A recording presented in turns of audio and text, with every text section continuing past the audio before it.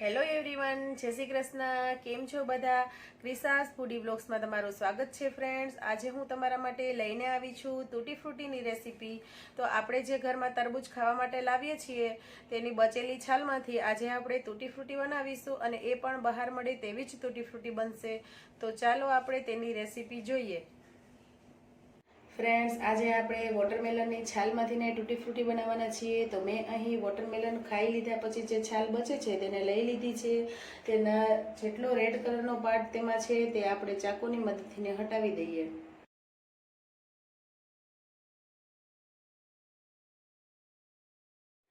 આ રીતે બધી જ છાલમાંથીને ફ્રેન્ડ્સ રેડ કલરનો પાર્ટ મેં કાઢી લીધો છે. હવે આપણે આ છાલમાંથીને ગ્રીન કલરની છાલને પણ અલગ કરવાની છે. તો આપણે ઘરમાં રહેલા પિલરની મદદથીને ઉપરની છાલને હટાવી દઈએ. આરામથી આની ગ્રીન કલરની છાલ નીકળી જાય છે ફ્રેન્ડ્સ. પિલરની મદદથીને ખૂબ જ ઝડપથી કામ થાય છે. આ રીતના બધી જ ગ્રીન કલરની છાલ મેં હટાવી લીધી છે ફ્રેન્ડ્સ. હવે આપણે તેને પીસીસમાં કટ કરી લઈશું. તો તેના માટે હું તમને બે રીત બતાવીશ ફ્રેન્ડ્સ કટ કરવાની. તો પહેલાં મેં અહીં ફિંગર ચિપ્સ પાડવાનું મશીન લીધું છે. તેમાં આ રીતના આપણે વોટરમેલનની છાલને રાખી દઈશું અને ઉપરથીને આ રીતના પ્રેસ કરવાથી એક જ સાઇઝના આમાં પીસીસ તૈયાર થઈને રેડી થશે ફ્રેન્ડ્સ. અને બીજી રીત છે કે આપણે ચાકુની મદદથી આ રીતના પહેલાં લાંબા કટ લગાવી અને પછી તેને નાની નાની સાઇઝમાં પીસીસ કરી લઈશું. તમારે જે પણ ઘરમાં અવેલેબલ હોય તે તમે એ રીતે કરી શકો છો. અને આપણે આના મીડિયમ સાઇઝના જ આપણે કટ કરવાના છે ફ્રેન્ડ્સ, જેથી કરીને આપણી જે tutti frutti છે તે સુકાઈને થોડી સાઇઝ નાની થઈ જાય છે. તેથી આપણે મીડિયમ સાઇઝના જ આમાં મશીનમાં પીસીસ થઈને રેડી થશે.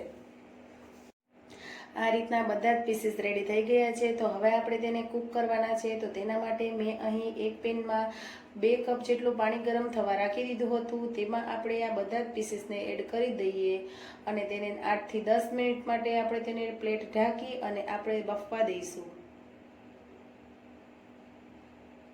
10 મિનિટ થઈ ગઈ છે ફ્રેન્ડ્સ. હવે આપણે ચેક કરી લઈએ કે આપણી tutti frutti બફાઈ ગઈ છે કે નહીં. તો તમે જોઈ શકો છો તે ટ્રાન્સપરન્ટ થઈ ગઈ છે. આપણી tutti frutti કૂક થઈ ગઈ છે. હવે આપણે તેને એક ચારણીમાં કાઢી લઈશું. અત્યારે આપણે તેને 80% જેવી કૂક કરી છે. હજી આપણે આગળ પ્રોસેસ જે કરીશું તેમાં પણ તેને કૂક કરવાની છે. તેથી મેં અહીં 80% જેવી કૂક કરી લીધી છે. હવે આપણે એક પેનમાં 1 કપ મેં અહીં સુગર લીધી છે. તેમાં 2 કપ પાણી એડ કરીશું. સુગરને આપણે ખાલી મેલ્ટ થવા દેવાની છે ફ્રેન્ડ્સ, તેમાં ચાસણી નથી લેવાની. આપણે ખાલી સુગર મેલ્ટ થઈ જાય એટલે આપણે તેમાં જે tutti fruttiના પીસીસને રાખ્યા છે રેડી કરીને તેને આમાં એડ કરી દઈશું. સુગર મેલ્ટ થઈ ગઈ છે ફ્રેન્ડ્સ. તો આપણે તેમાં જે tutti fruttiના પીસીસ રેડી કર્યા હતા તેને એડ કરી દઈએ અને આ રીતના આપણે તેને હલાવી લઈએ. અને આમાં ચાસણીમાં જ આપણે તેને મીડિયમ ફ્લેમ પર 5 થી 7 મિનિટ માટે આપણે કૂક થવા દઈશું. ચાસણી આપણે જોઈશું કે ચાસણીનું પ્રમાણ ઓછું થઈ જશે. આપણી જે tutti frutti છે તે એકદમ ખાવામાં મીઠી થઈ જાય ત્યાં સુધી આપણે તેને આ રીતના જ ચાસણીમાં પકાવવાની છે.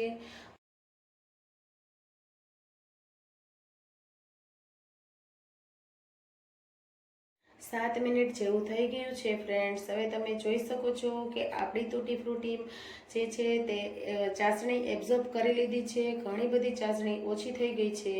તો હવે આપણે તેને ગેસ બંધ કરી દઈએ અને 3 બાઉલમાં હું કાઢી લઈશ અને ચાસણી સાથે જ આપણે 3 બાઉલમાં એડ કરવાની છે. ચાસણીને અલગ નથી કરવાની.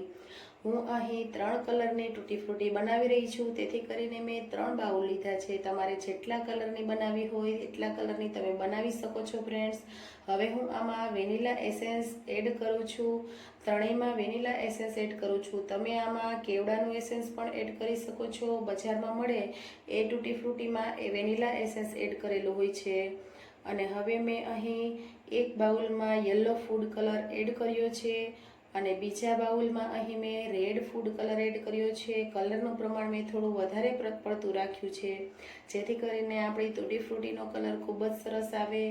અને હવે હું ત્રીજા બાઉલમાં ગ્રીન કલર એડ કરી રહી છું ફ્રેન્ડ્સ. તમે કોઈ પણ કલર યુઝ કરી શકો છો.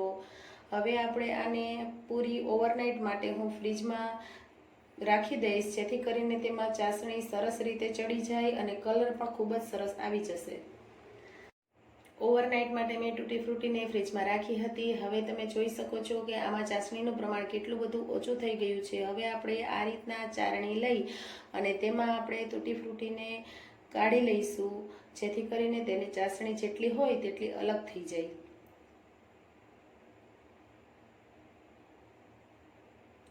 ફ્રેન્ડ્સ, બધી જ આપણે તૂટી ફ્રૂટીને આ જ રીતના પ્રોસેસ કરી અને તેની ચાસણી અલગ કરી દઈશું અને આની ચાસણી જે નીકળશે તેને આપણે ફેંકવાની નથી।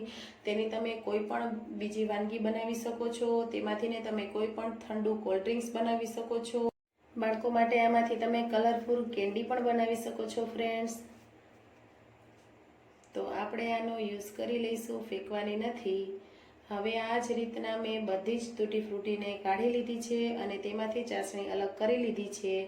તો આ રીતના તમે જોઈ શકો છો કે ત્રણ કલરની આપણી તૂટી ફ્રૂટી બનીને રેડી થશે। હવે આપણે તેને 7 થી 8 કલાક માટે ફ્રેન્ડ્સ સૂકવવાની છે। તો તેના માટે મેં અહીં જે ઘઉં ચારવા માટેનો ચારણો આવે છે તેને લઈ લીધો છે અને તેની ઉપર આ રીતના આપણે તૂટી ફ્રૂટી નાખી દઈશું। તેમાં જેટલી સમાય તેટલી આપણે રાખવાની છે આમાં, અને આમાં હું 1 થી 2 કલાક માટે તેને આમાં સૂકવવાની છું, જેથી કરીને તેમાં કોઈ પણ થોડું પણ જો ચાસણીનું પ્રમાણ બચ્યું હોય તો તે નીચે પ્લેટમાં ટપકીને નીકળી જાય। એના માટેથીને મેં આ રીતના 1 થી 2 કલાક માટે આમાં રાખી છે। અને બીજી જે એક ગ્રીન કલરની બચી છે તેને આ રીતના આપણે ચારણીમાં પણ નાખીને સૂકવી શકીએ છીએ। આ રીતના આ બેને 1 થી 2 કલાક માટે હું તડકામાં રાખી દઈશ।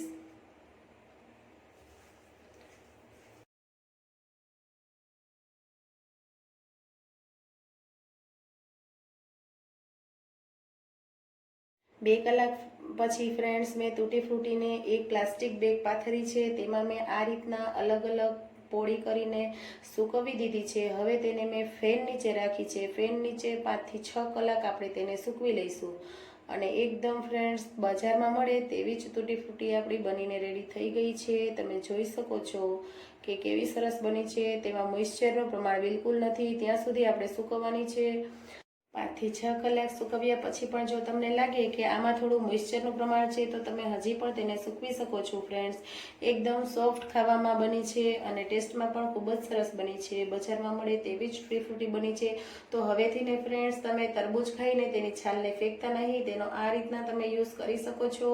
તૂટી ફ્રૂટીને તમે કોઈ પણ વાનગીમાં એડ કરી શકો છો। ખાસ કરીને તમે ઘરે ગોલા બનાવો બાળકો માટે તો તેમાં પણ તમે સારા પ્રમાણમાં તૂટી ફ્રૂટી એડ કરી શકો છો અને બાળકોને એમ જ ભાવે તો તમે એમ જ પણ તેને ખાવા આપી શકો છો। ઘરની બનાવેલી તૂટી ફ્રૂટી બાળકો ખાશે તો તેને કંઈ પણ પ્રોબ્લેમ નહીં થાય। તો આ રીતના ફ્રેન્ડ્સ તમે તૂટી ફ્રૂટી ઘરે આરામથી બનાવી શકો છો।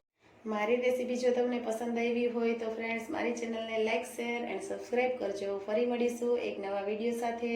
ત્યાર સુધી બધાને મારા જય શ્રી કૃષ્ણ।